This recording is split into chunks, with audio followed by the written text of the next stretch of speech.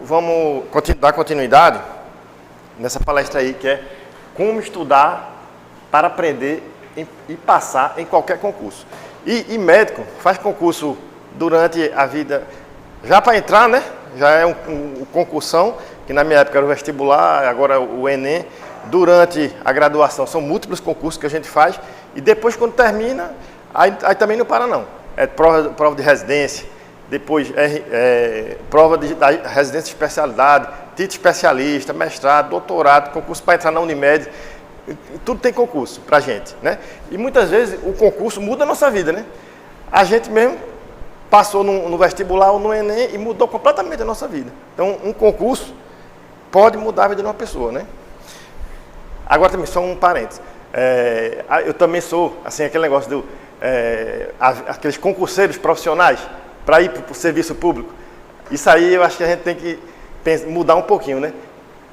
As pessoas têm que ter um sonho de ser empreendedor, de colocar um negócio, ao invés de querer só ter um emprego público, né? Que isso aí, no Brasil, a gente vê muito isso, né?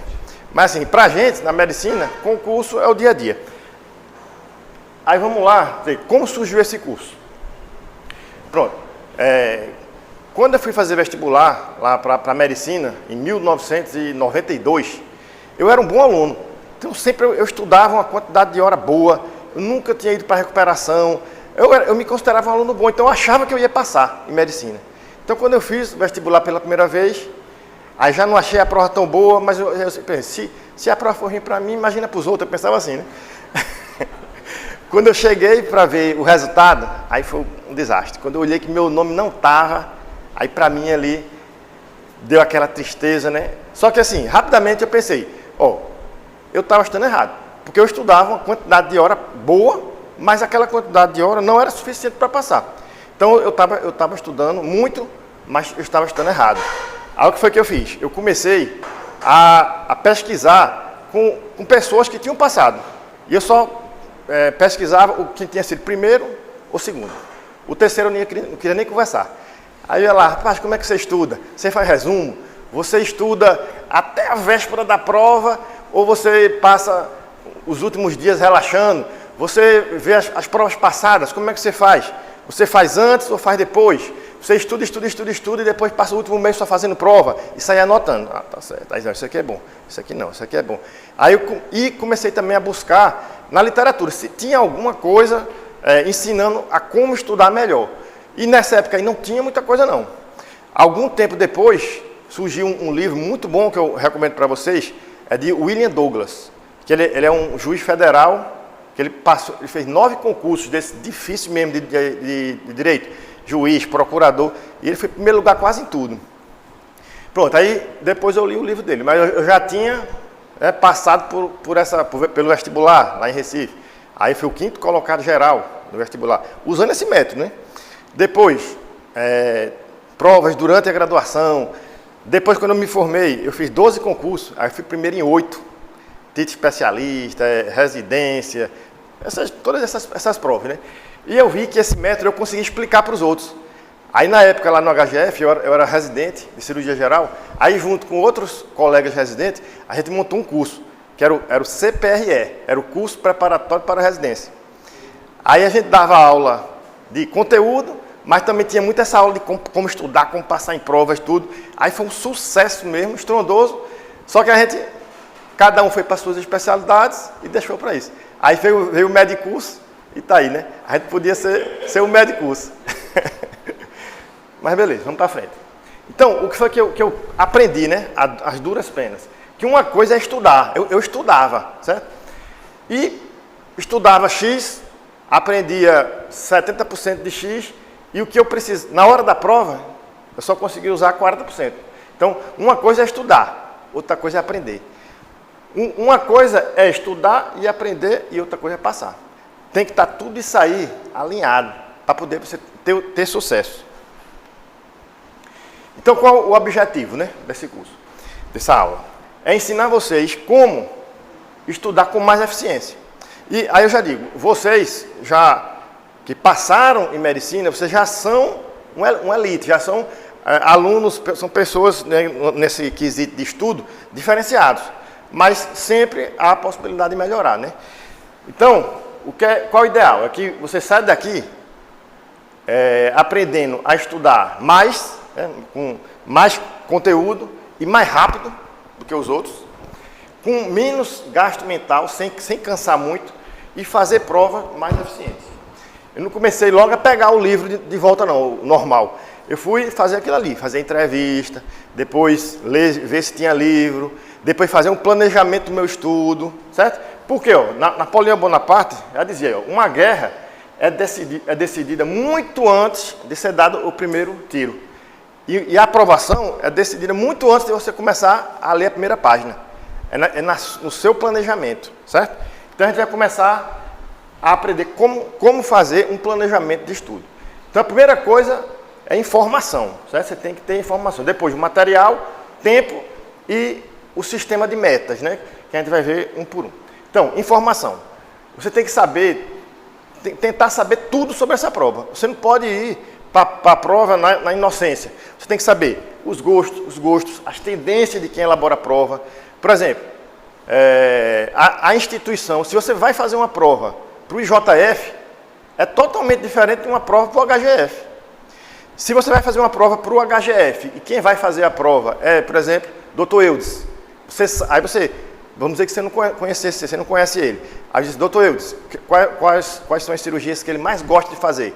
Ele gosta muito de via biliar. É via biliar, pâncreas, estômago, esôfago. Aí você, opa, esse aqui é que ele... Aí, já no JF, aí você pega um médico que gosta muito de fazer trauma hepático. Aí você já... Entendeu? Você tem que procurar saber o máximo possível de informação de quem vai elaborar a prova. Se você conseguir, né? Conversado com quem já fez, você pergunta, como é a prova? É de marca X? É 5 alternativas? Tem verdadeiro F? Procura perguntar. É muito difícil? Como é? Lê o edital, que muitas vezes a gente não lê isso aí, certo? Vê se tem alguma recomendação de bibliografia. Perguntar aos professores, né? Por exemplo, você vai fazer uma redação. Aí você pergunta, professor, esse ano, o que é que o senhor acha? Qual vai ser o tema? Né? Então, o professor, como ele já está há muito tempo lidando com isso, ele tem aquele feeling, né, de saber o que é que pode cair. E estudar as provas passadas. Aí, provas passadas, você tem que saber como aproveitá-las. Né? A prova passada pode ser muito ruim para você ou muito, muito boa. Como é que ela pode ser muito ruim? Vamos dizer que você tem 6 meses para estudar. Aí você, 5 meses, você só estudou. Aí no último mês, aí você diz assim, pronto, agora eu só vou fazer provas passadas. Aí quando você vai fazer as provas passadas, você vê que seu estudo não adiantou de nada. Então a prova passada, ao invés de lhe ajudar, vai gerar uma ansiedade tão grande em você, que você vai ficar nervoso, então não vai ser legal aquele estudo. Como é que eu utilizava e utilizo qualquer concurso que eu vou fazer, que eu fizer? É dessa maneira. É fazer assim, é utilizar a prova passada como um GPS do meu estudo, certo? Aí o que é que eu faço? Eu pego as provas, vamos dizer que eu tenha as provas dos últimos 10 anos. Aí vamos dizer que seja 20 quesitos de cirurgia em cada prova. Então eu vou ter quantas provas? 20 vezes 10, vou ter 200 questões de cirurgia para analisar. Aí eu pego, ao lado de cada questão, eu boto o assunto. Aí prova de 2009, cirurgia, primeiro quesito, apendicite aguda. Segundo quesito, câncer de tireoide. Terceiro quesito, trauma hepático. Aí eu vou botando tudinho. Dá trabalho, mas eu vou fazendo isso aí. Dos últimos 10 anos. Aí depois eu conto. Aí eu vejo, apendicite aguda. Caiu 20 vezes. Aí caiu 20 vezes. Hérnia, 18 vezes. Equilíbrio hidroeletrolítico, 16 vezes. Aí vou botando, daqui caiu mais até que caiu menos. Transplante hepático, caiu só 3 vezes. Pronto. Aí o que é que eu faço? Eu divido em 3 blocos. As questões que mais caem, aí eu boto alta prioridade. A média, a intermediária média e as últimas ali, baixa prioridade. Não quer dizer que essa de baixa prioridade eu não vou estudar, não. Eu vou estudar também. Mas, ó como é que funciona a cabeça do cara que vai elaborar a prova. Se ele vai fazer uma questão de apendicite aguda, ele está pensando assim, rapaz, todo mundo tem certeza que vai cair uma questão de apendicite aguda. Então eu vou ter que fazer uma questão muito difícil. Se eu botar fácil, todo mundo vai acertar. Aí ele elabora uma questão difícil. Aí quando eu for estudar apendicite aguda, eu não vou me resumir só aquele livro lá que o professor mandou, não. Eu vou procurar outros livros, vou me virar para ver o rodapé do livro. Eu não vou me contentar só no basal. Agora, esse aqui, de baixa prioridade. Por exemplo, sei lá, abdômen agudo por porfiria. É uma coisa assim, raríssima. É raro. Mas aí o cara que vai elaborar a prova, ele pensa, se eu for botar muito difícil isso daqui, ninguém vai acertar. Então, ele faz mais, a questão mais direta, mais simples. Aí eu vou dar menos energia no estudo desse assunto, certo? E isso aí é para cada prova. Pode ser que para a HGF seja uma, e para a USP seja outro completamente diferente, para a Unicamp seja outro completamente diferente. Se fosse um concurso para o JF, já ia ser tudo diferente, certo? Aí, qual é o bom desse método? É que você, como eu disse, é o GPS, você vai se preparar para aquele concurso específico e você vai gastar mais energia naquilo mais provável de cair, certo? Aí, por exemplo, apendicite aguda. Qual é a outra vantagem? Imediatamente depois que eu estudei a apendicite aguda, aí eu vou para as questões desse concurso que eu estou me preparando.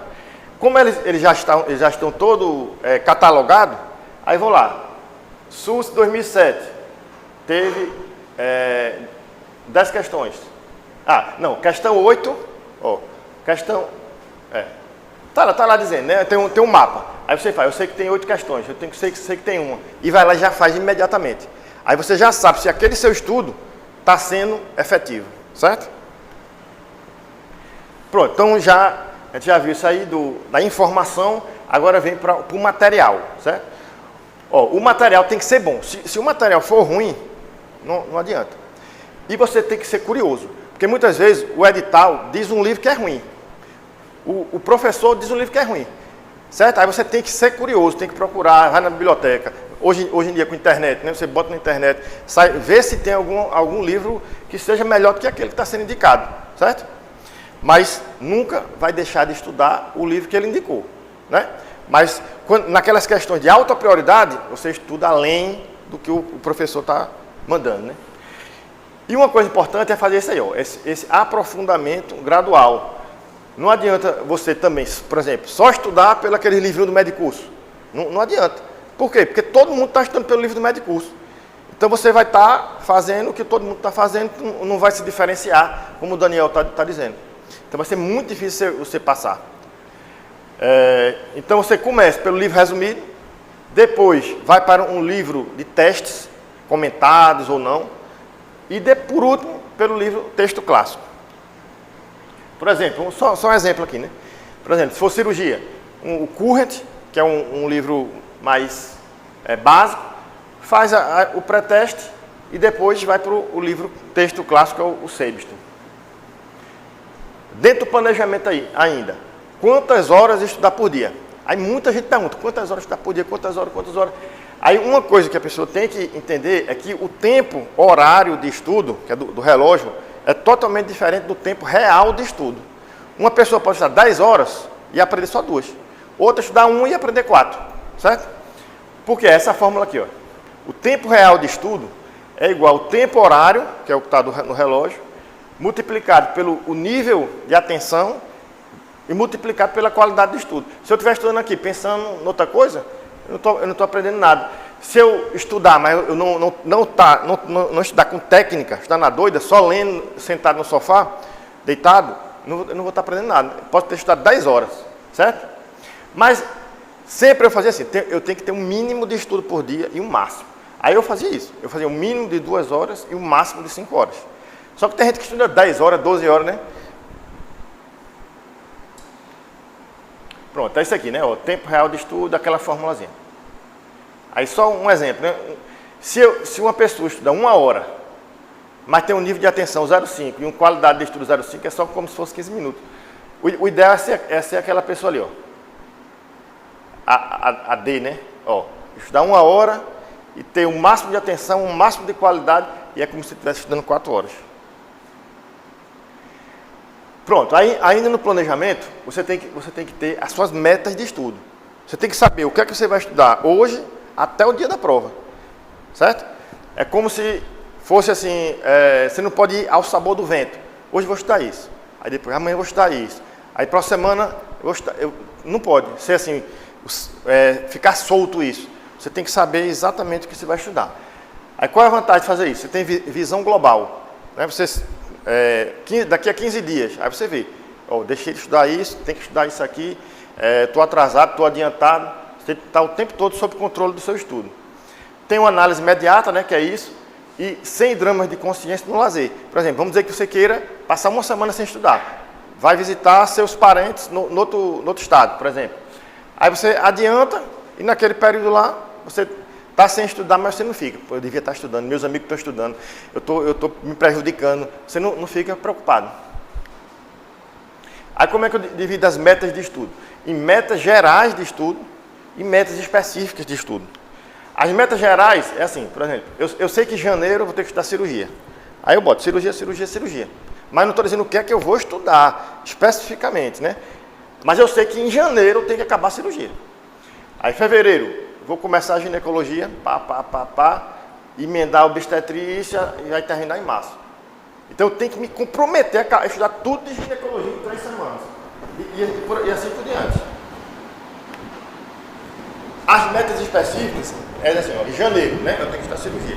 Então, vamos lá, dia 1 eu vou estudar apendicite aguda, e vai botando. De hoje até o dia da prova. E isso aqui é essencial mesmo, certo? Pronto. Então a gente viu o planejamento, né? Tá certo. Agora vamos para o estudo. Aí antes do estudo, vamos ver um pouquinho sobre aprendizagem, né? Então, a aprendizagem tem que ter o quê? Conexão de neurônios, né? Cada vez que você estuda, você cria conexões e quando você revisa, essas conexões elas ficam cada vez mais fortes.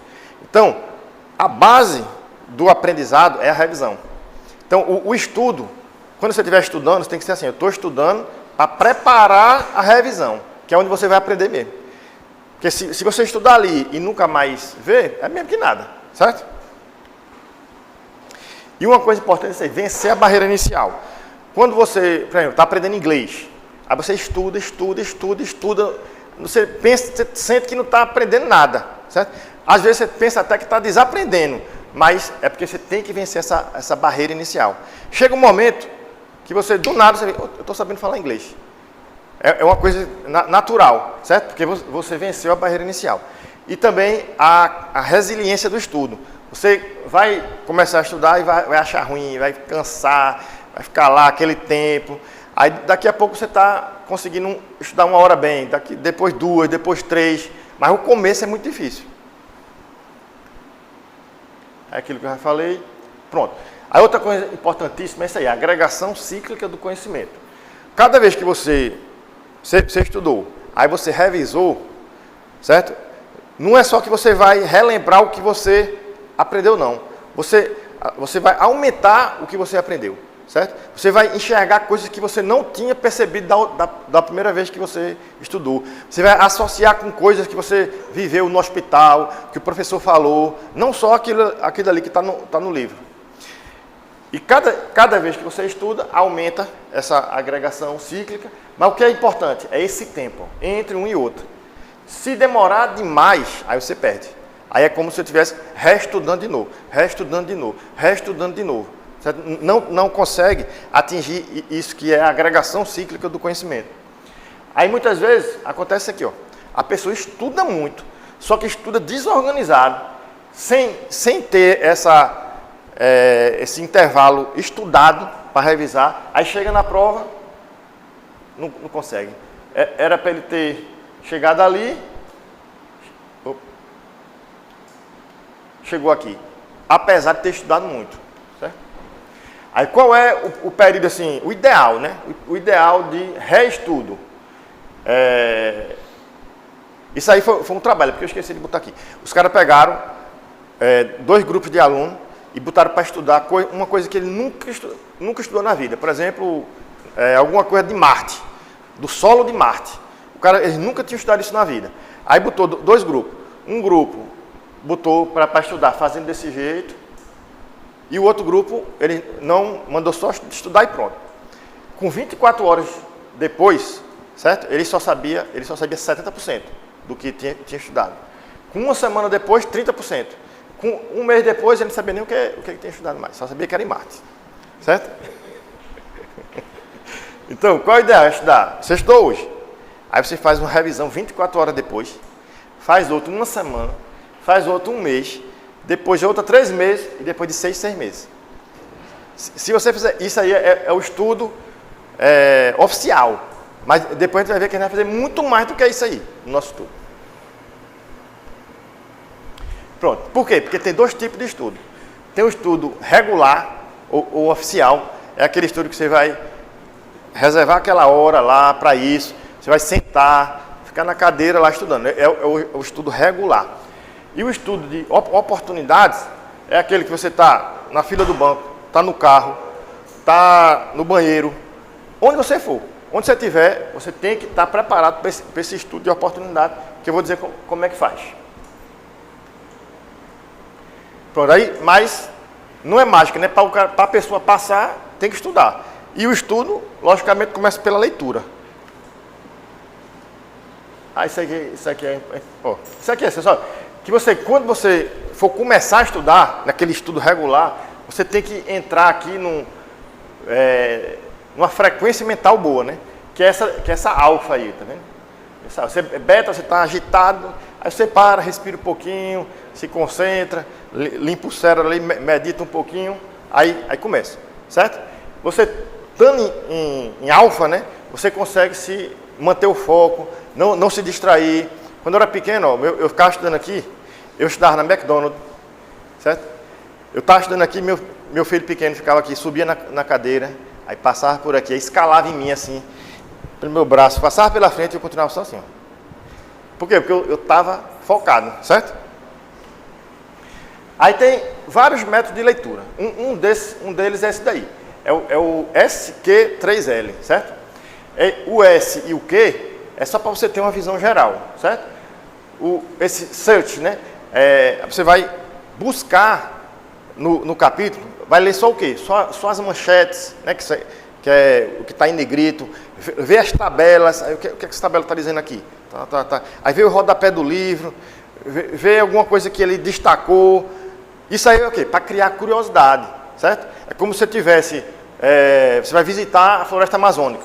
Aí antes de você descer, você está de helicóptero e dá uma visão geral. Tipo, opa, ali tem uma cachoeira, ali tem uma clareira, opa, ali tem uma árvore diferente, entendeu? Só para estimular o que você quer, vai realmente aprender. E fazer algumas questões, né?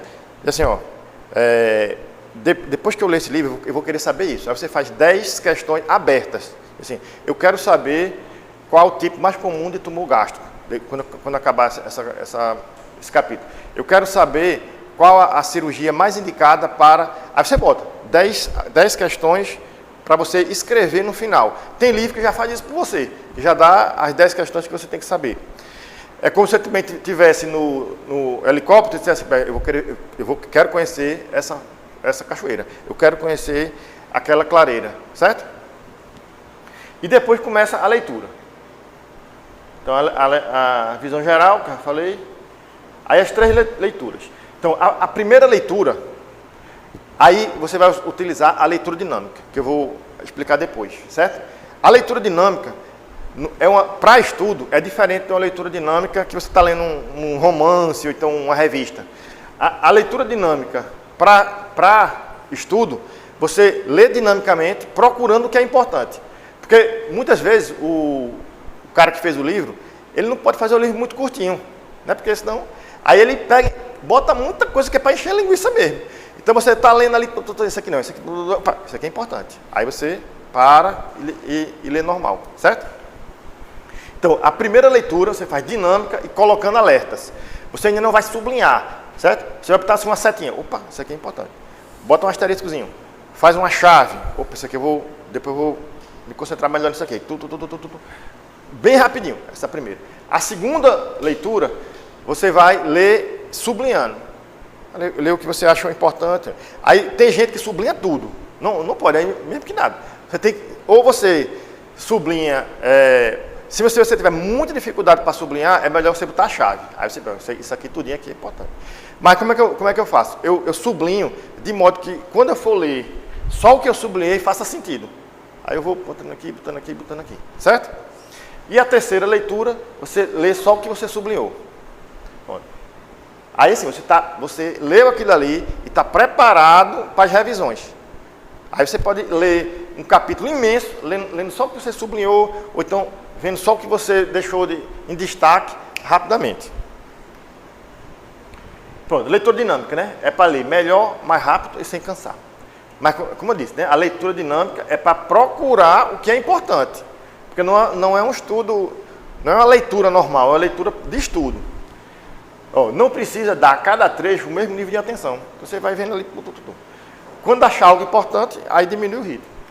Aquilo que eu já falei, né? Então, vamos uma coisa bem basal mesmo de leitura dinâmica, certo? Como é que a gente aprende a ler no colégio? A gente aprende assim, a gente lê, junta letra com letra, aí forma uma palavra, palavra com palavra para formar uma frase, né? E frase com frase para formar um período e assim por diante. Fazendo desse jeito, a gente aumenta muito o número de paradas oculares, certo? E isso é que faz cansar, né? Estou com a vista cansada, isso cansa muito. Então, qual é o ideal? É você diminuir o número de paradas oculares, né? Outra coisa que a gente faz é ler em voz alta. Quando a professora, né, da alfabetização.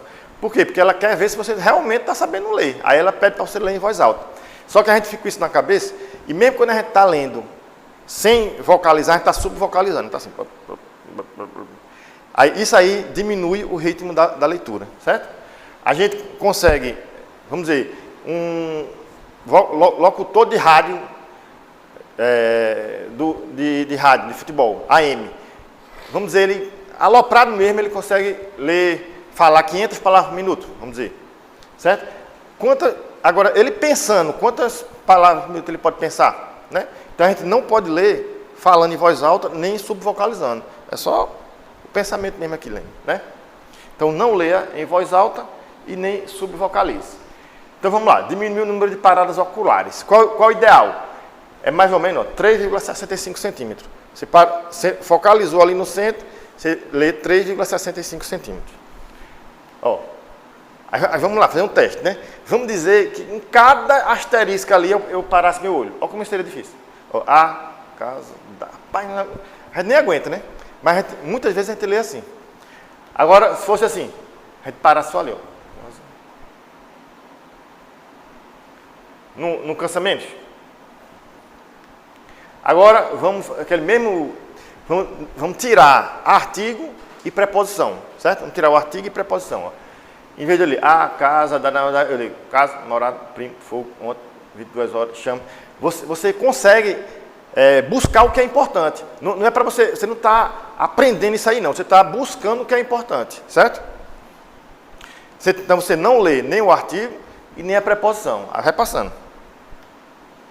Pronto. Agora, como a gente é fluente em português, se você ler a metade da palavra, você já sabe qual é a metade final. Então, se você você consegue. Sem vocalizar, né? Só no olho, assim, ó. Aí tem gente que lê assim, só lê a metade primeira da frase e lê a metade seguinte da outra. Lê assim, primeira metade lá. A casa da namorada, volta das 20 horas, as chamas atingiram, pegou fogo, né? Porque era chama, atingiram, e por aí vai. Mas aí já é exagero, né? Você só lê metade da frase. Mas assim, fazendo algum tipo de técnica de leitura dinâmica, que aí vocês podem escolher qualquer uma dessas que eu falei, mas mais importante é não vocalizar e diminuir o número de paradas oculares, você já vai ler mais rápido. Pronto, aí técnica de memorização, certo? O nosso cérebro não tem problema de espaço, certo? Tem tudo lá. Você consegue lembrar o cheiro de uma coisa quando você era criança, com 2 anos, você consegue lembrar. Se você, por exemplo, se tiver emoção, né? Por exemplo, vocês se lembram onde vocês estavam quando o Brasil perdeu de 7-1 da Alemanha? Todo mundo sabe. Por quê? Porque foi uma emoção muito grande para a gente. Então, eu sei onde eu estava, a cadeira que eu estava, quem estava do meu lado esquerdo, quem estava do meu lado direito. Por quê? Porque foi a linguagem do cérebro. A linguagem do cérebro é emoção, certo? Então, já que não é problema de espaço, o que é o problema? É você conseguir resgatar essa informação. Esse é que é o problema, certo? Então, para ajudar o cérebro, você tem que, primeiro, organizar a informação do seu cérebro. Cada coisa tem que estar nas suas gavetas, né? Certo? Utilizar a linguagem do cérebro, que é emoção, desenhos, cores, certo? Deixar pistas para mostrar interesse. Dizer que, se você assim, isso aqui é importante, viu? Você diz para você mesmo, isso aqui é importante. Se você está lendo um negócio, aí você botou assim, caiu na prova passada. Só aquilo ali, você está dizendo, o seu cérebro ele não é burro não, ele vai perceber. Opa, aquilo ali eu tenho que saber, certo? Aí vai fixando. E repetição. Aí não tem jeito não. Repetição, o cérebro aprende, nem que não queira. Você fica pá. Tem o cérebro esquerdo e o direito, né? O esquerdo, qual é a linguagem dele? É o raciocínio lógico, é o pensamento analítico, é a sequencial e temporal, é a lógica. Na maioria das vezes a gente só utiliza esse de esquerdo, quando a gente vai estudar. A gente tem que estudar também, aprender a utilizar o direito também. Que é o quê? É a emoção, é a criatividade, é a cor, é a musicalidade. Certo? Quando você usa os dois cérebros, você consegue aprender mais. E mais rápido e sem cansar. Então, para utilizar o lado direito do cérebro, você vai ter que usar essa técnica mnemônica aí da Edna, certo? Emoção. Tudo que você conseguir colocar emoção, você lembra. Desenho.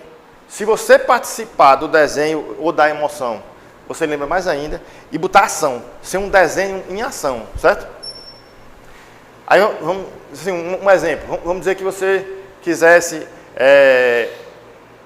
Aí eu vou ter que dar um corte aí para eu falar palavrão, né?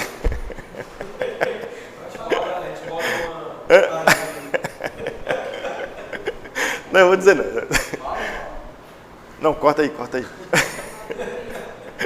Por exemplo, sífilis. Como é que o cara pega sífilis? Como? Relação. Aí vamos dizer que você não soubesse. Se fosse uma coisa difícil. Aí você lembra assim. Sífilis, você pega trepando e fica pálido. Então, qual foi? É o treponema pálido. E assim por diante, sabe? Você bota emoção, desenho, nós e ação. Para tudo, se você botar isso aí, fazer uma coisa engraçada, uma coisa vulgar, uma coisa assim absurda, você se lembra, certo?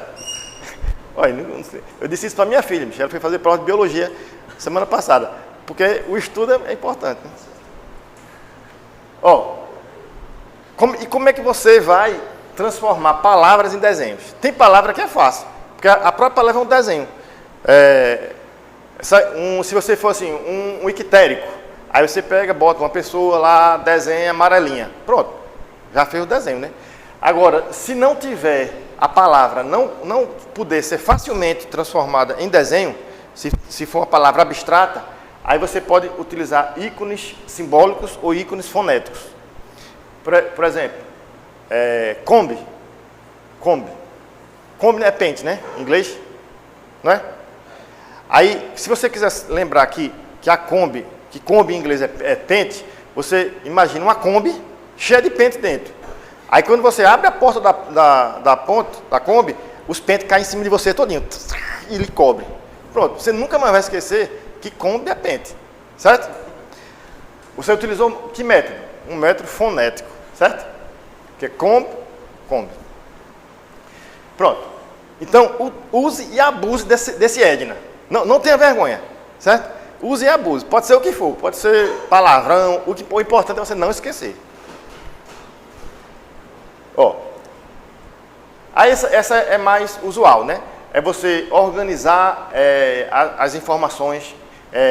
Por exemplo, tem lá uma lista com 15 coisas para você decorar. Aí as 3 primeiras coisas falam do coração. Por exemplo, insuficiência cardíaca, infarto agudo de miocárdio prévio e fibrilação atrial. Aí você bota um coraçãozinho e bota uma chave, bota 3 coração. Então você sabe que do coração tem 3 coisas. Aí depois, fígado, aí tem icterícia e esteatose hepática. Aí você desenha um fígado, bota 2. organizando as informações, para não ficar tudo misturado lá na lista, né? Pronto. E revisa. A revisão é que vai dar isso daí, essa agregação cíclica de conhecimento. Mas vamos ver como é que a gente vai fazer isso, né? Ó, o que é que facilita as revisões? Quais são os facilitadores de revisões? Ó, isso aqui é importantíssimo. Isso aqui é a alma da aula, isso aí. Se você fizer isso, você vai passar em qualquer concurso que você fizer, pode ser da NASA ou não, de matemática, se você quiser. Certo? Ó, primeiro, você tem que fazer uma lista de afirmações. Certo? Hoje no computador é muito fácil. Você vai Ctrl+C, Ctrl+V, vai botando. Mas essas afirmações não pode ser de qualquer jeito, porque senão você vai fazer uma coisa enorme. Bota no máximo 3 linhas. É como se fosse um Twitter. Não pode ser muito grande. Aí tá de tudo que você aprendeu naquele capítulo. Aí bota lá 20, 25 afirmações. Depois você vai ficar lendo essas afirmações. Isso aí é o estudo de oportunidade, certo? Você vai ficar lendo essas afirmações sempre que você puder. Dá uma lidinha, tal, tá no carro, aí vai lendo, sem nem se preocupar em você estar decorando, não. Você vai só lendo, porque isso ali tá enchendo a sua mente. Está entrando sem você nem perceber. Aí depois você pega e faz um mapa mental. Você pega essa lista de afirmações que você fez e você faz um resumo, toda aquela lista de afirmações, num mapa mental. Que eu vou mostrar como é. Ó. Aí você vai pegar esse mapa mental que você vai fazer e vai dar aula. Você bota o mapa mental aqui e você dá aula. Aí você começa. Câncer de estômago, conceito, não sei o que. Como se você fosse o professor. Aí você vai vendo onde você está fraco, onde sua aula ia ser ruim. Isso aqui eu não estou sabendo não. Aí você volta para a lista de afirmações, dá uma olhadinha de novo, aí corrige a sua aula, certo? Depois de você fazer isso, você vai ficar lendo de novo essa lista de afirmações, esse mapa mental, o tempo todo no estudo de oportunidades. E por último, você vai elaborar provas, como se você fosse o professor, certo? Aí vamos lá. A lista de afirmações, só para revisar, né? O resumo de todo o capítulo. Afirmações de no máximo 3 linhas. Aí lembra do tweet, não pode ser muito grande. E lê as afirmações várias vezes até ficar medular. Depois faz um mapa mental. Então está tudo aqui, o sistema nervoso, todo o capítulo está aí, numa página só, certo? Com cores, com desenho, com Edna, com coisa engraçada. Tudo o que você puder fazer aqui para facilitar o seu aprendizado vai estar nesse mapa mental. Aí o estudo, o que você vai pegar? Vai pegar essa lista de afirmações, esse mapa mental e grampear. E vai ter 2 pastas para o estudo de oportunidade. Vai andar com ela para todo canto.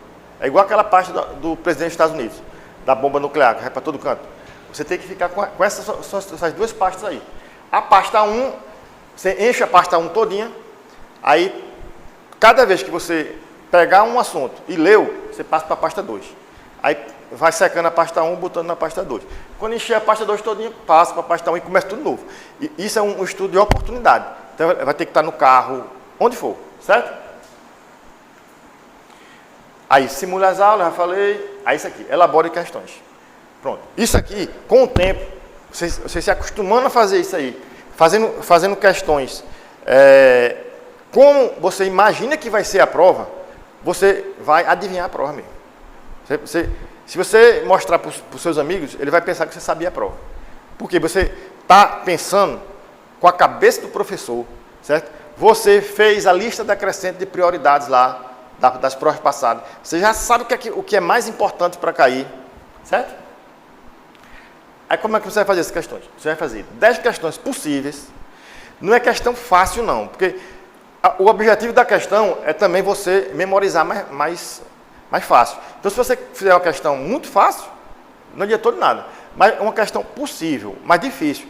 Principalmente assim, se cair, você ia ter uma certa dificuldade. Aí você bota 10 questões. E faz 5 impossíveis, certo? Impossíveis. Você diz assim, essa prova aqui, se caísse essa questão, eu mesmo não ia saber, certo? Você bota assim, qual o nome da mãe do cara que fez o primeiro transplante hepático? Não é o nome do cara, não, é o da mãe do cara. Se tiver no livro, né? É só para dar um exemplo. Faz questão dificílima. Isso aí vai lhe dar uma confiança tão grande, certo? Você fala, rapaz, o professor, ele pode até tentar fazer uma questão que eu não sei, mas vai ser muito difícil. Porque eu estou preparado para fazer questão impossível, certo? Aí chegou na prova. Aí vamos ver como é que a gente vai, né? Primeiro, quando você chega na prova e você fez tudo bem direitinho, você chega altamente confiante, certo? Realmente você chega confiante, porque você se sente com uma vantagem competitiva em relação aos outros. Os outros estudaram normal, você estudou com técnica, revisou, fez prova, sabe mais ou menos o que é que vai cair na prova, porque você fez a lista decrescente de prioridades, certo? Então você já chega melhor, mas é normal ficar nervoso. Se o cara não ficar nervoso, zero, é um psicopata. Pronto. Então, nervosismo e ansiedade é normal. E gasta ou não energia mental? Gasta. O cara está lá gastando glicose, oxigênio para poder ficar nervoso e ansioso. Então, parte da energia que você ia utilizar para fazer questão está sendo gasto por nervosismo. Então, quando você for fazer a primeira prova, você tem que dividir ela em fases, certo? Aí na fase A, é porque não está coisando aqui. Na fase A, isso aqui é o nervosismo e ansiedade. Está ao máximo, certo? E essa daqui é o cansaço. Você não está cansado. Aí na fase B, o nervosismo e a ansiedade já diminuiu, certo? Já diminuiu. E a ansiedade, o cansaço começa a aumentar. Pronto. Na fase C, você já está muito cansado, mas já chutou o balde. Não está mais nervoso nem ansioso, já chutou o balde, certo? Na fase C. Então, qual é a fase de ouro da prova? É a fase B, que você já não está tão nervoso e não está tão cansado, certo? Então, o que fazer em cada fase dessa aí é importantíssimo, certo? Então, na fase A, antes disso aí, então, depois a gente vai ver o que a gente vai fazer em cada fase dessa. Mas só uma coisa assim para ilustrar, né? Ó, vê. Toda prova, não importa, ela vai ter questões fácil, média, difícil e impossível, certo? O balanço aí é que vai dizer se a prova está fácil, está difícil, mas todas as provas vai ter isso. Aí outra coisa, quem passa é quem erra menos as questões facílimas, fáceis e média. É quem passa, certo? Agora, quem vai ter a primeiro lugar, que vai ficar lá nas cabeças mesmo, é que além de não errar as questões facílima, fácil e média, vai ser aqueles que acertam as questões difíceis e impossíveis, certo? Mas qual a sua primeira obrigação? É acertar as questões facílima, fácil e média. Pronto. Porque qual é o objetivo, né? Passar? Então você não pode errar questões facílima, fácil e média, certo? Até mesmo porque as questões difíceis e impossíveis, você pode gastar muita energia e mesmo assim errar, certo?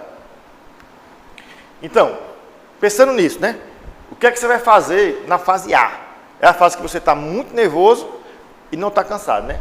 Você vai classificar a prova, certo? Vai classificar a prova em questões facílimas, fáceis, média, difíceis e impossíveis. E utilizar ícones para diferenciar cada uma delas aí, né? Por exemplo, acho que eu botei aqui. Por exemplo, questões facílimas, eu boto só esse círculo ali. Fácil, 1 asterisco. Média, 2. Difíceis, 3 asteriscos. E questões impossíveis, eu boto CH. Sabe por quê? É porque eu vou chutar. Essa eu vou chutar. Eu não vou nem perder tempo. Por quê? Porque eu vou gastar muita energia para não... Se eu tiver tempo, se eu conseguir fazer as outras ligeiro, aí eu tento raciocinar um pouquinho. Mas se eu ver que é muito difícil, um assunto que eu nunca nem vi na vida, eu já boto CH para raciocinar só depois, certo? Isso tem que ser rápido, certo? O que é uma questão facílima? É uma questão que você fez, porque você mesmo que elaborou na sua técnica de estudo, você mesmo fez uma questão igualzinha. Ou então, foi uma prova passada, a prova de 2012 teve uma questão igual, então está facílima, certo? Fácil, questão fácil.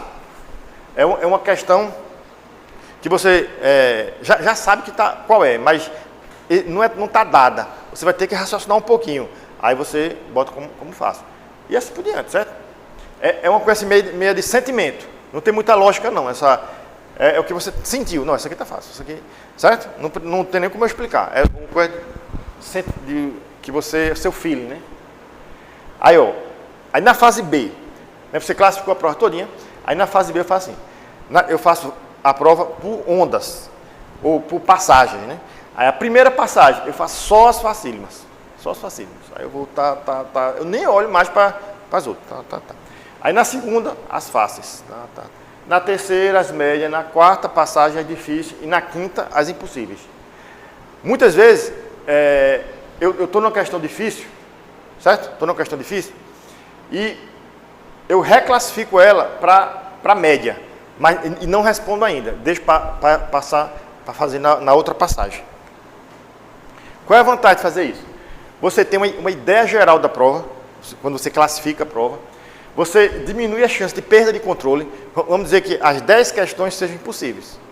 E você esteja lá no normal, fazendo assim, eu vou ler, raciocinar um pouquinho, tentar fazer e só passar para adiante se eu não conseguir.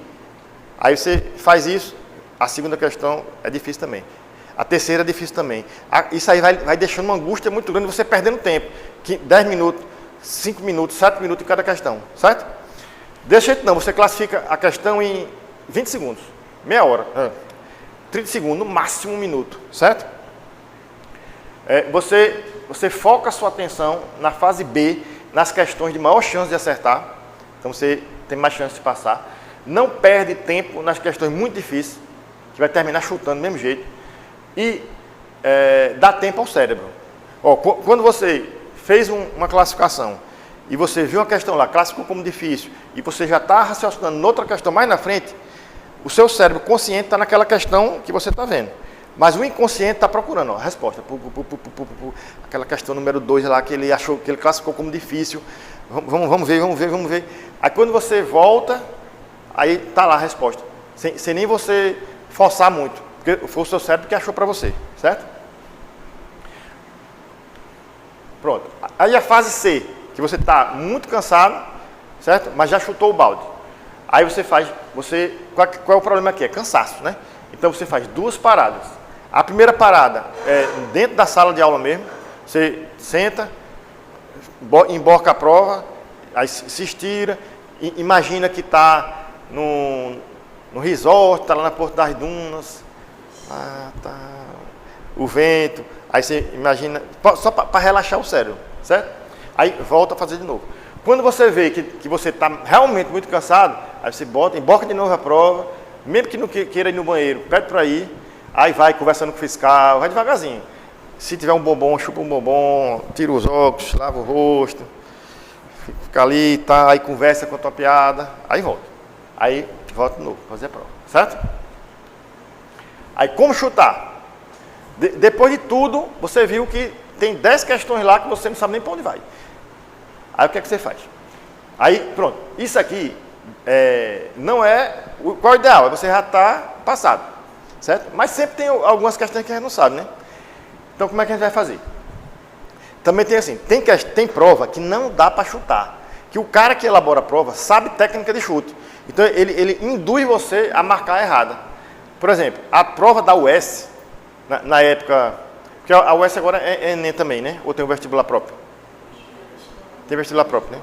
Pronto, na época que eu examinei, a prova da UES não dá para chutar, não tem hipótese, porque o cara sabe sair tudinho. Aí quem faz a técnica de chute, marca errada. Ele induz, certo?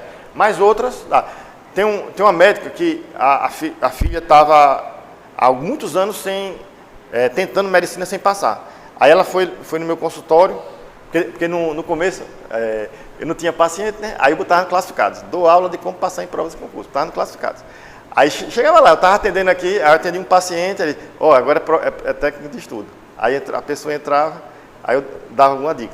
Aí pronto, aí essa médica, ela chegou e a filha dela estava há 5 anos, vários anos, e ela estava muito desesperada, sabe? Aí eu falei, tá certo, quando é a prova? Aí, isso era uma quinta, aí ela disse, domingo, e era uma quinta. Aí eu, Maria, meu Deus, eu falei, a prova ia ser aonde? Porque se fosse na UES, eu dizia, para o ano a gente conversa. Mas, como era no outro estado, aí eu disse, cadê as provas passadas? Aí eu peguei as provas passadas e vi que a prova era feita para chutar, certo? Eu acho que o cara lá nunca leu técnica de chute. Aí eu mostrei para ela passou. Mas assim, isso aí, não é que ela chutou tudo, não. É porque ela ficou muito confiante, entendeu? O problema dela é que ela estudava, mas não tinha confiança. Aí quando ela se sentiu com a vantagem competitiva, aí ela deslanchou. Pronto. Então, vamos lá. Ó. Primeiro, as mais votadas, certo? Ó, por exemplo, quais os materiais de construção, né, mais usados em engenharia, na construção civil? Aí tem lá, areia e brita, tijolo e pedra, areia e cimento, aço e cimento, areia e plástico. Aí você vai, areia, foi quantas vezes? 1, 2, 3. A areia deve ser, né? Areia pode ser. Aí brita, 1. Aí brita não deve ser não. Aí, tijolo, 1. Pedra, 1. Cimento, 2. Plástico, 1. Então é areia e cimento. Aí pronto, letra C. Certo? Essa é uma. Aí, ainda na mesma lógica, se for marcar verdadeiro ou falso. Aí você vê lá, Carmelo é um bom professor. Aí você, eu não sei, né? Os alunos entenderam tudo. Aí, rapaz, eu também não sei não. Aí, estamos em Calcaia. Rapaz, não sei nenhuma, não sei nenhuma. Se você souber uma, já ajuda. Por exemplo, Carmelo é um bom professor. Não, a última, ó, o Brasil é tricampeão do mundo. Essa eu sei, é falso. Você já matava tudo, é letra C. Sem nem saber o resto, certo? Mas vamos lá, que não desse para fazer assim, você não sabe de nada. Aí você faz, V, saiu quantas vezes? 3. Aí deve ser V. Aí, a segunda, V 3 vezes, então deve ser VV. Aí vamos ver se tem VV. Tenho. Então é C ou D. Aí, estamos em Calcaia. Eita, empatou. VV e FF. Pode ser uma das duas, né? Não ajudou muito não. Aí o Brasil é tricampeão. F foi 3 vezes, então é letra D. Entendeu? Aí mesma coisa, mesmo raciocínio. De associar, quando for aquela, associar colunas. Aí você faz 1 com A. Foi quantas vezes? 2. Aí deve ser 1 com A. E assim por diante. Aí você vê o que está mais, né? Aí agora, semelhantes. Primeiro a técnica de as mais votadas, né? Aí são aqueles 3 tipos de questões. Aí depois dessas, questões semelhantes. Aí pode ser matemática, pode ser o que for. Ó, qual o valor de alguma coisa aí? Aí tem 12, 18, 18.2 e 20. Aí você faz, porra, 18, 18.2, tá? Ali uma atrás da outra. Aí 12 e 20 tem nada a ver, né? Aí você faz, rapaz, eu sei que é 18. Mas não sei se é B ou C. Aí sabe o que é que você bota? Quem é que sabe? Sempre a outra. A seguinte. Por quê? O cara que fez, já vamos dizer que ele viu 18.09, não sei o quê. Aí ele lê tão rápido, isso aqui é 18, arredondar, ele só vê o 18. Não consegue ler o 18.2. O cérebro, sabe? Induz ele. Acertei, puf. Mas ele tinha que arredondar para 18.2, uma coisa assim, certo? Aí, nessa mesma raciocínio, das semelhantes, quem ganhou mais medalhas olímpicas na natação? Aí tem, vamos dizer que você não soubesse de nada. Aí tem Michael Phelps, Xuxa, Mineirinho e Michael Phelps. Aí, ou é a A ou a D, não é não? Porque são muito parecidos, ele quer saber, não só quem sabe, mas quem está atento, quem é esperto, entendeu? Aí vê, qual é que você botaria aí? Se você não soubesse de nada. A última. Sempre a que vem depois. Não vem a que vem a primeira. Porque a primeira ele faz para pegar os caras desatentos. Ele faz. Quem ganhou mais medalhas olímpicas na natação? Michael Phelps. É certíssimo. Aí tufo, letra A, já passa para outra. Aí quando ele acaba a prova, ele vai dizer para os amigos, rapaz, aquela quinta foi muito fácil, né? Aí o cara, né? Letra D, né? Aí ele, não, mas letra A, Michael Phelps. Aí ele, mas Michael Phelps mesmo. Aí, entendeu? Aí, essa daqui é aquele clássico, né? Ó, as questões inclusivas, genéricas, boazinhas, né? Democráticas, essa aí geralmente está certa. Ó, geralmente, na maioria das vezes, em princípio, aí tá certo. Agora, se for assim, sempre acontece isso. Aí eu nunca, ou todas as vezes, aí você já fica achando que está errado, certo? Se pedir para marcar a falsa e você não souber de nada, marque a mais longa. Porque por quem fala muito, geralmente fala besteira, né? Aí você marca a mais longa, não quer nem saber. E às vezes, quando é uma questão muito longa, de marcar falsa, eles começam botando coisa muito difícil para entregar no final. Aí você pode ficar nervoso, assim, por exemplo, Hillary, Margaret, sei o que, aos 15 anos, teve um filho que foi o maior medalhista de Olimpíada. Aí você, a mãe do cara, eu sabia a mãe do cara, aí no final ele diz, e foi o Xuxa. Aí você, foi o Michael Phelps. Isso aí você sabe. O começo todinho você não sabe de nada, mas o final você sabe que está errado. Aí você acerta, certo? Pronto. Aí tem também, antes dessa aí, tem assim, vamos dizer que tem duas questões que você está na dúvida entre elas. Ou A ou B. Aí o que é que você faz? Aí você agora o advogado de defesa da A. Aí você defende, eu acho que é A, porque o cara botou assim, homem do sexo, homem de 72 anos. Então ele quis dizer alguma coisa com isso. Por isso eu acho que é A. Aí agora, agora você é o advogado de defesa da B. Aí você fala, não, é a B, rapaz, é a B, porque ele falou isso aqui no final da B, eu me lembro que o professor falou isso aí, não sei o quê. Aí a defesa melhor você acerta. Outro também assim, vamos dizer que você está querendo saber entre duas alternativas. Aí você está martelando no seu cérebro para dizer o que é, onde é, sempre na mesmo local do cérebro. O que é isso? Eu estou tentando lembrar alguma coisa. Aí o que é que você faz? Você faz a técnica do raciocínio lateral. É como se você estivesse cavando um poço e encontrasse pedra e quisesse cavar no canto que tem a pedra o tempo todo. Aí o que é que você faz? Cava no buraco do lado, né? Para ver se não tem pedra. A mesma coisa, você raciocina lateralmente. Em vez de você ficar assim, quem foi que descobriu o Brasil? Aí você diz, rapaz, Portugal, ele tinha o negócio das caravelas, eles iam no mar e foi em 1500, aí eles chegaram lá, rapaz, foi Pedro Álvares Cabral, porque você tirou a pressão do seu cérebro, sabe? Aí vamos dizer que você fez tudo, fez a prova, e tem 3 questões que você não sabe nem para onde vai, ainda. Mesmo com a técnica de chute, você não consegue. Aí o que é que você faz? Vê a cara da prova.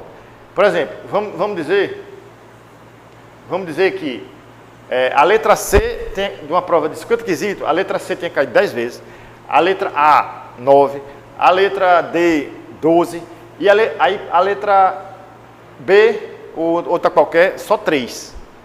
E tem 3 questões que você não sabe nem para onde vai. Aí qual é o mais lógico? É botar tudo B. Essa aqui caiu menos. Certo? Beleza. Aí depois rezar e pronto. Tá bom, obrigado.